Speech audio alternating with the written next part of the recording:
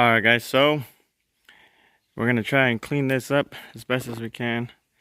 This tractor might not be the right tool, but we're gonna try it anyway, so let's get to it. Boom. Alright guys, so we got started. We did a little bit of damage. Not much really actually. But you know, we tried. But the issue was that was gonna bump with that, so we don't want to damage that. So we cleared out the old tenants pile right there that they had. So we cleaned some of that off. Continue to throw that out, but let's check on the babies. Mama with 3 is raising them big boys, and girl, 1 girl. And then mama with 2 and that monster